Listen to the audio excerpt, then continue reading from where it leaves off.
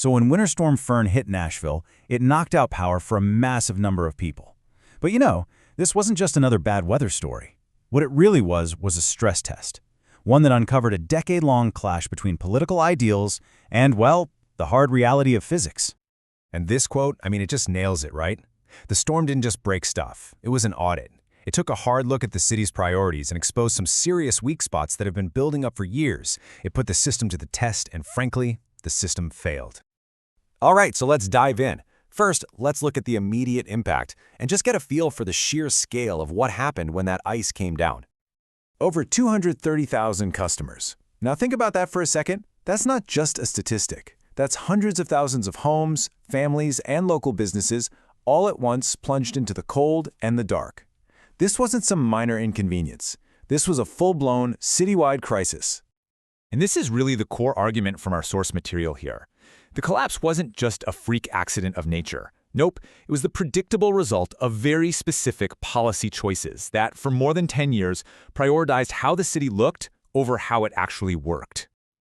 So that gets us to the real conflict at the heart of all this.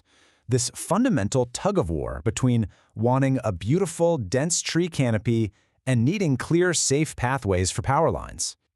Okay, so let's break down exactly what these policies looked like. For starters, instead of fully clearing space around power lines, utilities switched to just directional pruning, basically just trimming branches away in one direction. Then, they started trimming less often to keep things looking pretty. And get this, there was even legislation that actually rewarded homeowners for growing dense trees right over the power lines. So with the best of intentions, the city was literally setting the stage for a massive blackout. And here you can see the direct result. This is where physics slammed right into policy.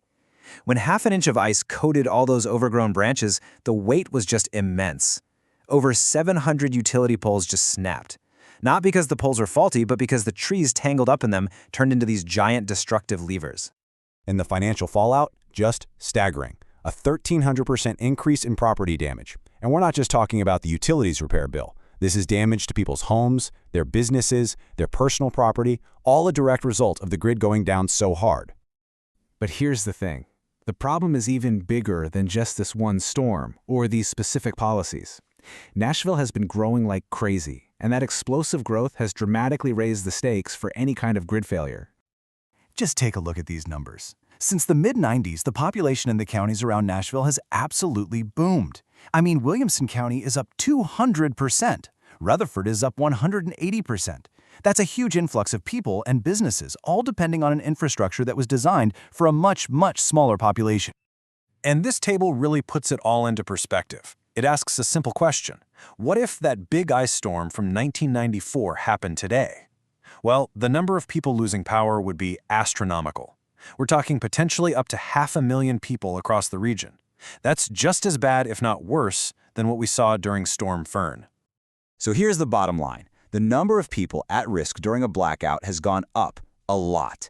It's doubled, maybe even tripled, and more people means it takes way longer to get the lights back on, and it puts a massive strain on emergency services. The region has simply outgrown the philosophy behind its power grid, but the policies never caught up. And that brings us to the human cost. Because let's be real, that's what this is all about. What happens when well-intentioned idealism crashes head-on with the hard reality of keeping a city's lights on? This quote just says it all, doesn't it?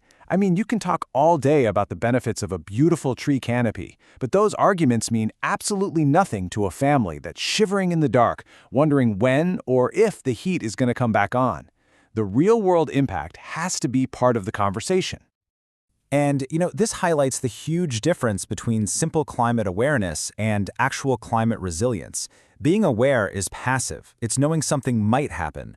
Being resilient is active. It means you're building systems that can actually take a punch from a severe event and get back up, not just acknowledging that the punch might be coming. And here's that disconnect, laid out plain and simple. The official claim was that every dollar spent on trees returned $3 in benefits. But the audit from Storm Fern showed all the hidden costs that were never counted. Millions of dollars in spoiled food, damaged homes, lost business revenue, and just the sheer misery of being without heat and power in the middle of winter. All right, so enough about the problem. What's the way forward? The analysis here doesn't just point fingers. It actually offers a clear, 5-step plan for building a much more resilient grid. And these are really practical engineering-focused solutions. First off, give the utility companies clear, undisputed authority to trim what needs trimming. Second, encourage people to plant the right kind of trees in the right places, ones that won't take down a power line. Third, and this one's huge, start treating the power grid like the critical infrastructure it is, not some aesthetic inconvenience. Fourth, use today's population numbers to plan for tomorrow's storms. And finally, when it's time to rebuild, do it smarter. Bury lines underground where it makes sense and be aggressive with trimming everywhere else. And really, it all comes down to this single idea. This isn't about being against trees or against environmentalism. Not at all. It's an argument for being pragmatic. It's a call to balance our green ideals with the hard-nosed engineering discipline it takes to keep a modern city running. Because at the end of the day, sentimentality doesn't power a hospital, and it certainly doesn't heat a home. Winter Storm Fern was a really expensive, painful lesson. So the ultimate question it leaves all of us with is a simple one. The next storm is coming. It's not a matter of if, but when. And when it gets here, it's going to ask one thing. Did we actually learn anything from the last one?